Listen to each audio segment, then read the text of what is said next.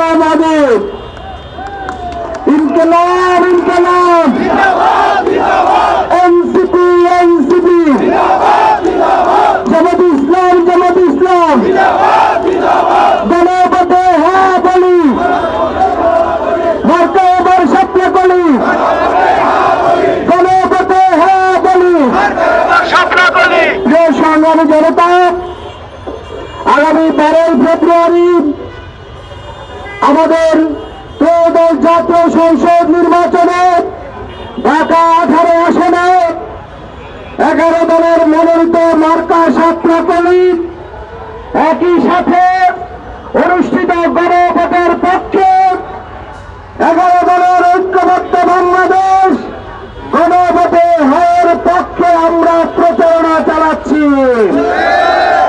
আজকে 11 দলের ঐক্যবদ্ধ বাংলাদেশ ভারতীয় আধিপত্যবাদের বিরুদ্ধে ঐক্যবদ্ধ, সন্ত্রাস চাঁদাবাদ এবং দুর্নীতিবাদের বিরুদ্ধে ঐক্যবদ্ধ আজকে বাংলাদেশ।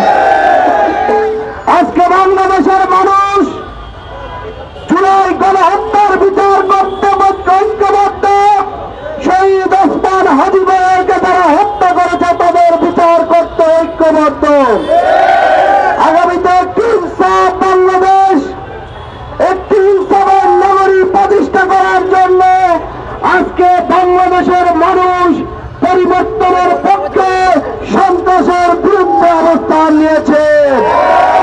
এই সন্ত্রাসের বিরুদ্ধে যখন আবার জনতা অবস্থান নিয়েছে, তখন এই সন্ত্রাসীরা আমাদের প্রতিদ্বন্দ্বী দলেরা আমাদের নির্বাচনী প্রচারণায় নানাভাবে বাধা দেওয়ার চেষ্টা করছে। আমরা কি বাধায় দেবে যাব?